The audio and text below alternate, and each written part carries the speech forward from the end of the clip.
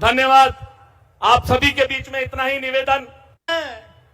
हमारे राजस्थान के मुख्यमंत्री आदरणीय भजनलाल जी शर्मा साहब से निवेदन करूंगा, सभा को संबोधित करें।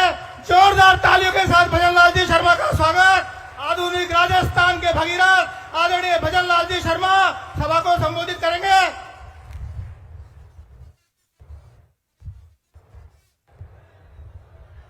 बोलिए भारत माता की, भारत माता की। अरे ऐसे थोड़ी बोलती है। दोनों हाथ मुट्ठी बीजिए और जोर से बोलिए भारत माता की। अरे इस पंजे को मत दिखाइए, हनुमान जी की मुष्टिका दिखाइए और बोलिए भारत माता की, रामेश्वर धाम की, चतुर्भुज नाथ की, बालेर के अष्टभुजा माता जी की, त्रिनेत्र गणेश जी की, घुसमेश्वर महादेव जी की, चौथ माता की, बंसी वाले की, गिरिराज धरण की, आप सभी की। आज के इस खंडार में पंडित दीनदयाल उपाध्याय अंत्योदय संबल पखवाड़ा के इस कार्यक्रम में मंच पर विराजमान मेरे साथी भारतीय जनता पार्टी प्रदेश के महामंत्री, आपके लोक लाडले विधायक भाई जितेंद्र जी गोठवाल साहब, हमारी पार्टी के जिलाध्यक्ष पूर्व विधायक भाई मान सिंह जी गुर्जर साहब, आपके पूर्व सांसद श्री सुखबीर सिंह जी जोनापुड़िया, भाजपा प्रत्याशी बामनवास राजेंद्र मीणा जी, संभाग के प्रभारी भाई हेमराज मीणा जी, प्रदेश मंत्री अजीत माडन जी, जिला प्रभारी सवाई माधोपुर प्रणवेंद्र शर्मा जी, प्रधान खंडार नरेंद्र चौधरी जी, पूर्व प्रदेश कार्य समिति के सदस्य भाई प्रेम प्रकाश शर्मा जी, पूर्व जिला अध्यक्ष सवाई माधोपुर सुशील दीक्षित जी, पूर्व प्रधान खंडार गोविंद शुक्ला जी, जिला महामंत्री भाजपा हरिओम गर्ग जी, मंडल अध्यक्ष खंडार महावीर चौधरी जी, छाण के मंडल अध्यक्ष पुष्पेंद्र मित्तल जी, चौथ का बरवाड़ा के मंडल के अध्यक्ष बाबू सैनी जी, कुस्तला के मंडल अध्यक्ष भाई मनराज गुर्जर जी, पूर्व जिला मंत्री मृदुल बना जी और इस कार्यक्रम में आए सभी मेरे पूजा योग बुजुर्गों, नौजवान दोस्तों, मेरी माता बहनों, आप इस कार्यक्रम में पधारे हैं। सबसे पहले आप सभी का वंदन करता हूं, अभिनंदन करता हूं। मैं आप सभी को प्रणाम करता हूं। मित्रों,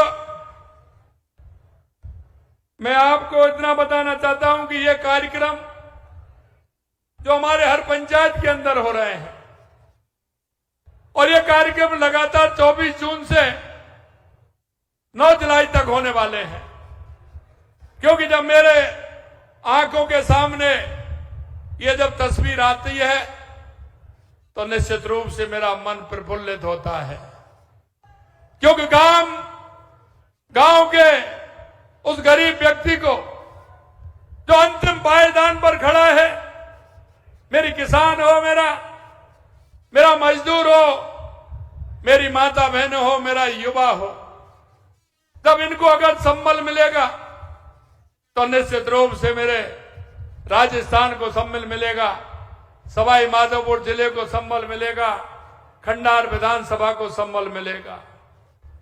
मैंने जो ये आपने देखा है कि पंडित दीनदयाल उपाध्याय अंत्योदय पखवाड़ा यानी अंतिम पंक्ति में जो व्यक्ति खड़ा है, जिसको सरकार की योजनाओं का अंतिम पायदान तक लाभ मिल सके, हमारी योजना उसकी सहायक बन सके, हम उनको गरीबी रेखा से ऊपर उठा सके।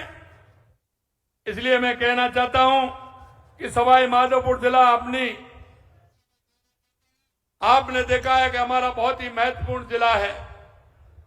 आज मैंने खंडार के अंदर ये कार्यक्रम में मैं आया हूं मैं कहना चाहता हूं कि ये सवाई माधोपुर हमारा सांस्कृतिक और पर्यावरण का एक अनमोल रत्न भी है। हम देखते हैं रणथंभौर उद्यान इसकी सबसे बड़ी पहचान है, जो बाघों के लिए दुनिया भर में प्रसिद्ध है। यहाँ का प्राकृतिक सौंदर्य, घने जंगल, बाघों की मौजूदगी और केवल पर्यटकों को आकर्षित करती है, बल्कि जैव विविधता को भी संरक्षण करने का काम करती है। और सवाई माधोपुर क्योंकि रणथंभौर का किला यूनेस्को विश्व धरोहर स्थल भी है, इस ऐतिहासिक स्थापित के लिए जाना जाता है।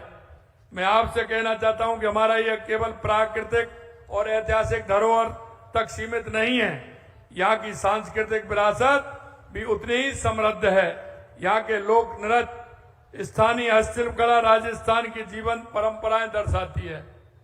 और अभी जब मैं हेलीकॉप्टर से आ रहा था तो यहाँ की हरियाली देख करके मन प्रसन्न हो रहा था, क्योंकि यहाँ के अमरूद की जो मिठास है वो दुनिया में अपना प्रभाव जमा रही है। क्योंकि हमारे सवाई माधोपुर का जो अमरूद है वो वास्तव में सभी जगह। कांग्रेस के नेता कहते हैं कि आलू से सोना बना देंगे। भाई आलू से सोना तो मैं नहीं बना सकता, लेकिन मुझे ये विश्वास है कि किसान के खेत को अगर पानी मिलेगा तो किसान अपनी जमीन में पानी दे करके किसान जरूर सोना पैदा कर सकता है, ये मुझे विश्वास है। और आज अभी कह रहे थे, मैं आया था कि बारिश आ गई। मेरे भाई और बहनों, मैं आपसे इतना ही निवेदन करना चाहता हूं कि जिनके मन में सच्चाई और ईमानदारी होती है, मन से जनता के साथ जुड़ करके जो काम करना चाहते हैं, ईश्वर भी उनका साथ देता है। इसलिए बारिश भी भगवान अच्छी कर रहा है। और अब की बार तो 15 दिन पहले मानसून आ गया। मैं देख रहा था पूरे क्षेत्र में हरियाली छाई हुई। मैं आपसे इतना कहना चाहता हूं कि अंत्योदय संबल पखवाड़े के तहत इन शिविरों के माध्यम से अंतिम पंक्ति में जो व्यक्ति खड़ा है, जिसको आवश्यकता है, उस आवश्यकता की पूर्ति के लिए हम उसका सहयोग करें। मेरे भाइयों और बहनों, हम इस प्रदेश के नागरिक हैं, इस देश के नागरिक हैं। हमारा नागरिक होने का कर्तव्य क्या है? हमारा वो युवा भाई जो रोजगार की तलाश में, उसको रोजगार मिले, उसके लिए हम प्रयास करें। एक हमारी माता बहनें, उनको योजनाएं ठीक प्रकार से मिले तो हमारी माता बहनों का जीवन स्तर उठे। हमारे किसान को अगर उन्नत फसल के लिए काम करेंगे तो हमारा किसान भी उन्नत होगा। और अंतिम पंक्ति में खड़ा वो मजदूर जिसको योजना की आवश्यकता है, अगर उनको योजना मिलेंगी तो उसका जीवन स्तर भी सुधरेगा। इस संबल पखवाड़े में लगातार हमारी सरकार पूरे राजस्थान के अंदर काम कर रही है। मैं अभी उसको भी बताना चाहता हूं कि आपके खंडार के अंदर भी काफी काम हो रहे हैं। और मुझे पता है कि जिस तरह से आपने काम किए हैं, मैं देख रहा हूं कि सीमा ज्ञान के 4 से 14 प्रकरण सवाई माधोपुर के अंदर हुए हैं। सीमा ज्ञान के नामांतरण के 1210 प्रकरण हुए हैं, जो दाखला खारिज आप बोलते हैं, नामांकन के हुए हैं। 161 प्रकरण रास्तों के हुए हैं, जिनमें 161 विभाजन के, सहमति से विभाजन।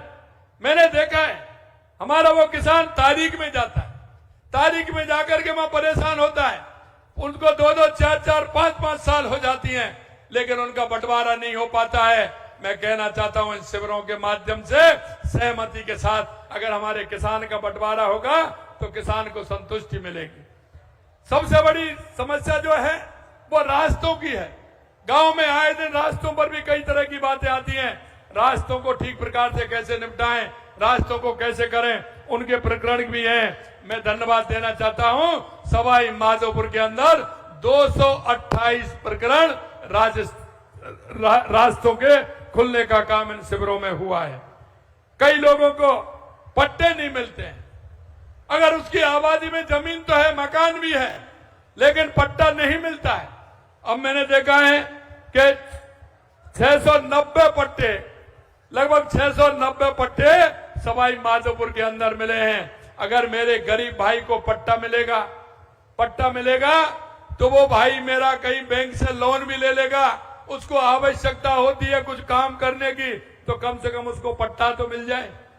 हम देखते हैं किसान के पास मकान भी है, जमीन भी है, आबादी में, लेकिन उसका पट्टा नहीं है तो वो उसका उपयोग नहीं कर सकता है।